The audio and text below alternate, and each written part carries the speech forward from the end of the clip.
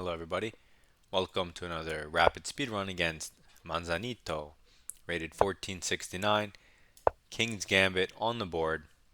Move 2, we determine the nature of the opening, and black has to figure out how to react.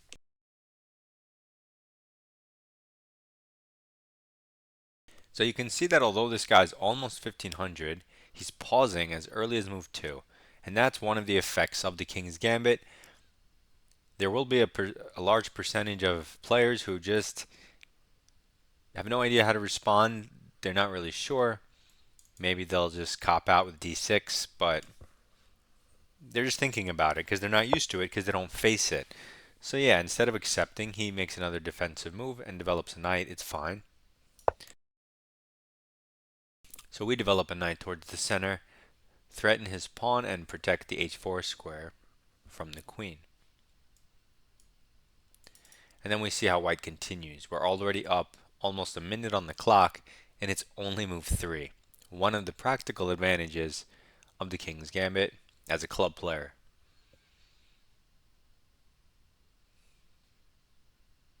Or a casual player even. You know, most people don't belong to any clubs. It's just kind of a term.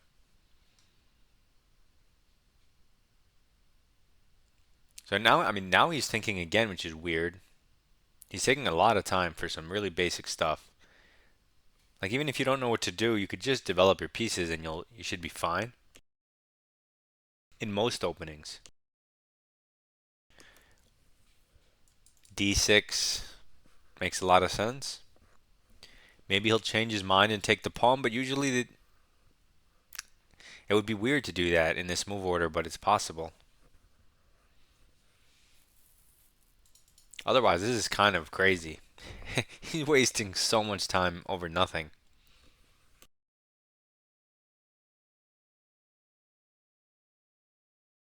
So maybe he sees that the pawn is currently hit twice. So that just leads you to a very quick d6 decision. I don't know what the holdup is really. Maybe he just really doesn't want to block in his bishop for some reason, and so he really doesn't want to play d6 yet, and can't figure out how else to defend the pawn, so he's having a conniption. I have no idea. Maybe his hot pockets is ready in the microwave. I couldn't tell you.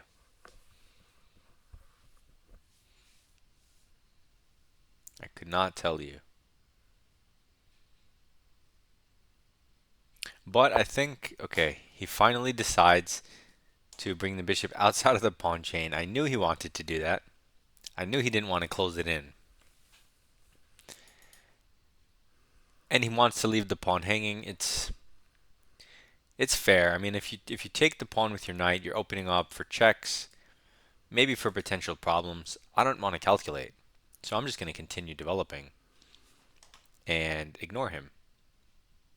I'm just going to bring out my other knight towards the center on his favorite square, add another layer of protection to my position as the knight controls many squares.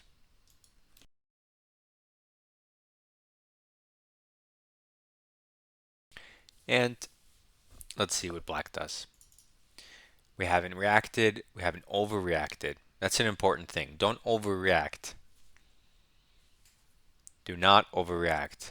Nice and steady. Now our opponent finally plays d6 with the bishop outside the pawn chain.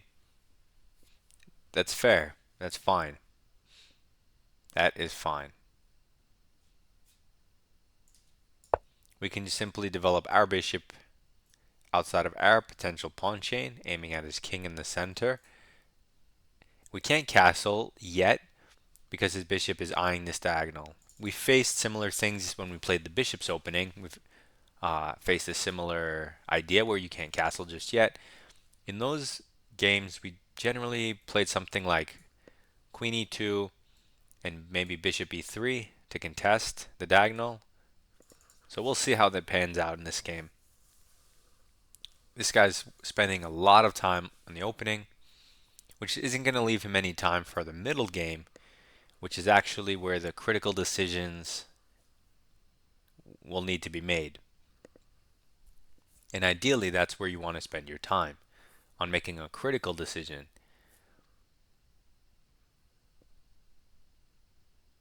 So right here, it's not critical, right? How do I know? Well, he has two minor pieces at home, and he's not castled.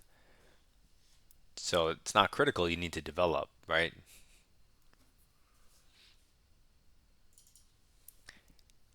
I wonder what he's thinking about. So odd. I feel like 7 out of 10 players at his rating would just automatically throw the bishop out. A couple of them would develop the knight. But other than that, what are you thinking about, guy? If he takes the pawn, he unleashes control over this square by the pawn. And we can try to push through the center with tempo on the bishop. So that's what he's thinking about. Wow. F5. Another counter King's Gambit, but delayed. Move 5 this time. He said, I wanted to get a little more development first. Fine, fine. The drawback, he's weakening his diagonal just like ours, but we're white, right? So we're trying to get away with it from the white side. You should not be able to get away with it from the black side, down in tempo, right?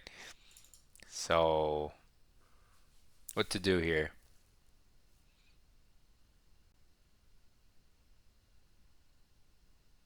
How can I just get my queen to h5?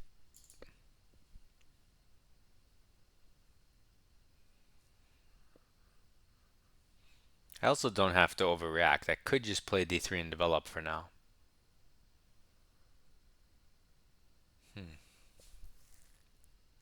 You could do anything you want, that's the thing. I mean, d3 is a move you want to make in all positions. You could take this to start. If he takes with his bishop, the thing is you can never really get your queen here until he develops his knight and blocks his own queen, but then he's covering that square. I don't know, it's all a lot of junk. Let's just go d3. We'll just keep it slow and steady like I said. We don't need to blast off. It's only move 6. It's only move 6, so we could calm down a little bit. We don't need to win the game right now. Even though for some reason that move just set me off mentally and made me want to like leap at him, I can calm down. Because similar to me, he can't castle. We have an exactly symmetrical position, so this guy has no thoughts of his own. But we're a tempo up, so this can never work. Like, you can only copy your opponent up to a point in chess, and then if he'll make a forcing move, which you can't copy, or you lose. So that's where we're headed soon, but let's see what we have in the meantime.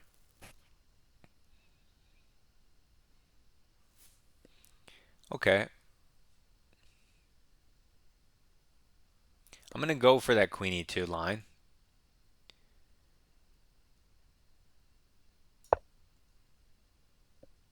And potentially bishop e3, potentially castle long. If I don't want to trade the bishops, I can go bishop d2 and castle long instead. Maybe I can start the sequence with hunting his dark square bishop with my knight. Maybe I can take the e pawn with my f pawn and then pin the knight and add some pressure. So there's lots of different ways to play this, it looks like. Everything looks fine. Nothing looks too bad of an idea. It all depends on what black does here, I guess. Because he can't castle. If he copies me again, it's so lame. But I welcome it. Just to show you guys that at some point, it has to break. Will he go queen e7? No.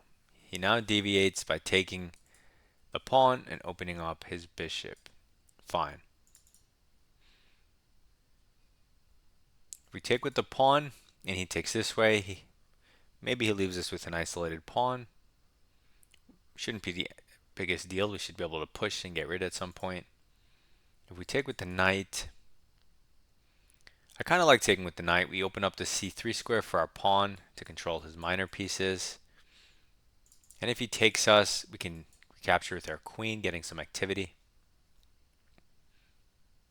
So I'm going to take with the knight.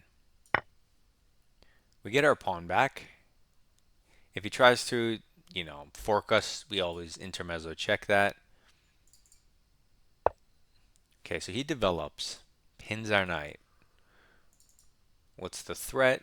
Well, he wants to go in here and utilize the pin, kind of like what I was talking about before for us. But we did clear the c3 square, so we can deny that.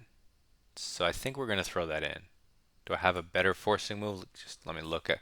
I'm up on the clock. Let me take a second so I don't miss an easy win if it exists.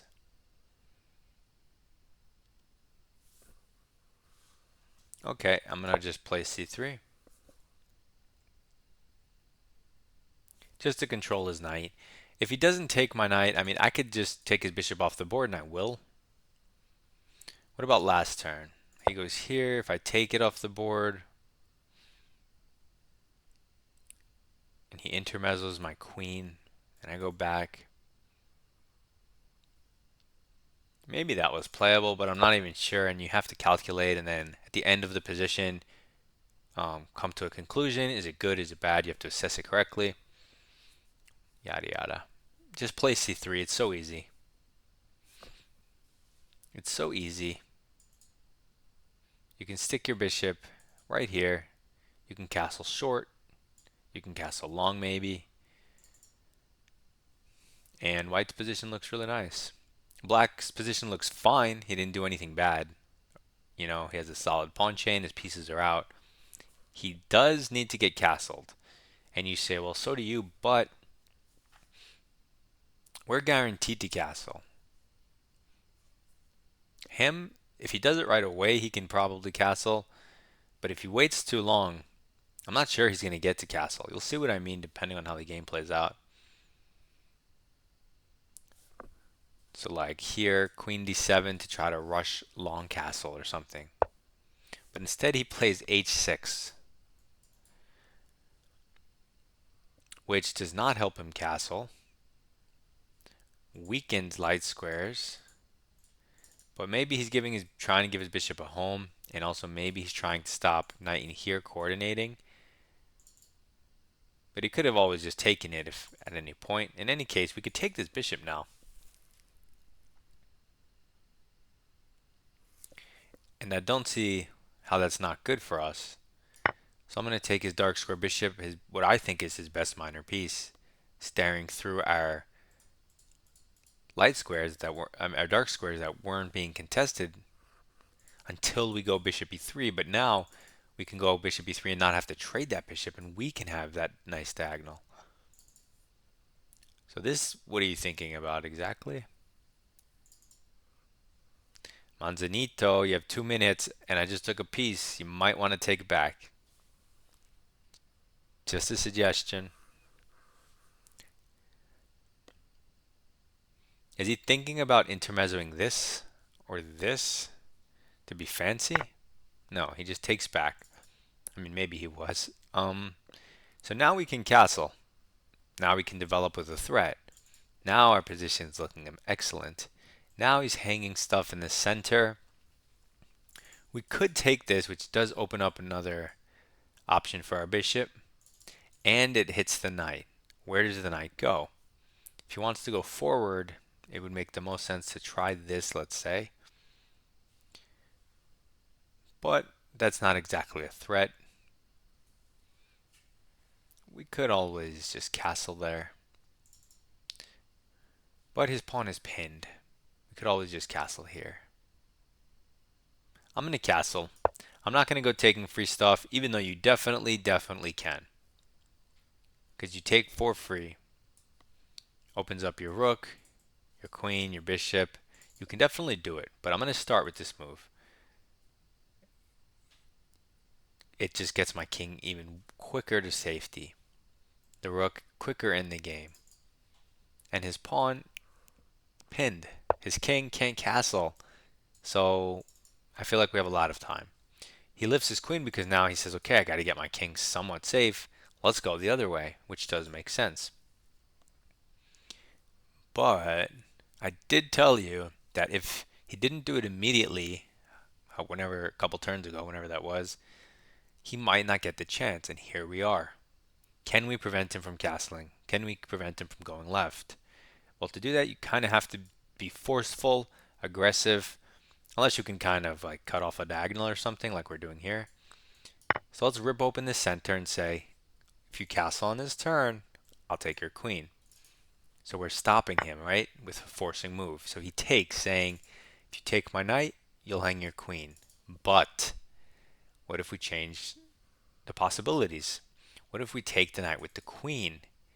We get a knight, he gets a queen, we get a queen. He doesn't get a knight. We're up a piece, winning. If we get a knight, it's check, so he can't intermezzo anything. And it looks like a tactic wins us the game. On move 13, his king, as predicted, never got the chance to castle. And I only said this a couple moves ago, when it honestly, you guys definitely couldn't even see what I'm talking about. You're like, there's no way black's not going to castle here in your head. Well, then how did this happen? Only a few moves later.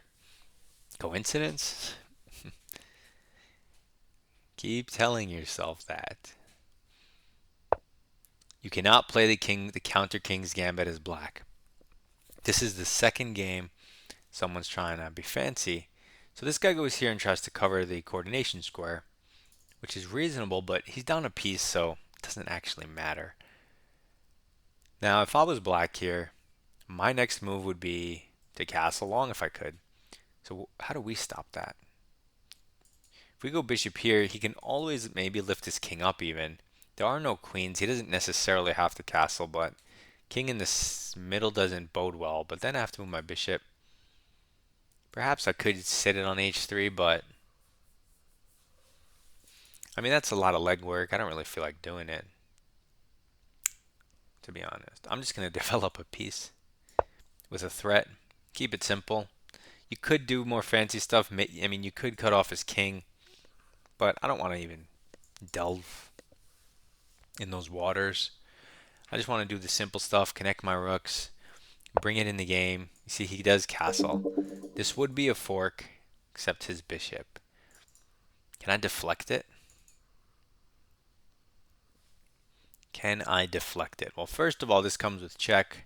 He's going to move over, and I don't think it does anything, except get his king away from the center, which does have merit. But let's go back to deflecting the bishop. If he takes with the bishop, he gets a pawn. But then we'll pick up an exchange. If he takes with the knight, well, then we'll just win a piece. Unless he takes, and then we don't have the fork. But if we go here and he takes with the knight, we can go check, key move, key intermezzo, winning a piece. So g4, he can't go here because it hangs. He can't go here because it hangs. So he would have to try this, which disconnects his rooks. Is he going to find that, or is he going to take the pawn? Quick, place your bets before he makes a move. Which one? Ooh. And he missed the intermezzo check. He saw what I was trying to do, but he missed the intermezzo check. He knew I was going for the fork. He knew taking with the bishop didn't work, so he calculated the knight. And boom. He loses yet another piece. 2 pieces hung. He gets a pawn for his troubles. But I only recently became aware of this alignment of rooks in between. A sandwiched rook. That's one name for it I just made up with. And the cool thing that I noticed with a sandwiched rook is you can force it to trade, which is kind of crazy because it doesn't have anything to do. Like it can't escape once it's sandwiched horizontally. And so, of course, we're up 2 minor pieces, a rook trade, getting rid of the rook that's in our position for a rook that wasn't doing anything. Seems like a good trade, a good bargain, a good deal. If we're chess merchants, that was a net positive transaction, and he resigns. Correct decision. So let's go through the game. Kind of weird, interesting one. King's Gambit declined, which is fine. We're going to get that a lot as they're afraid. It only means they're afraid, that's all. So development, center for free, and prophylaxis. Development and center. Development center and king safety. Okay, we have one mistake and no blunders. Nice. So let's see. We got here, we got here, and now center and development. Development, center, and I don't know what to call it, but contesting this bishop, you know, reclaiming the diagonal. Okay, force move. It's still a relatively even game. Okay, so then here's my one blunder, but it's a super natural move. The actual best move is what I said you can calculate.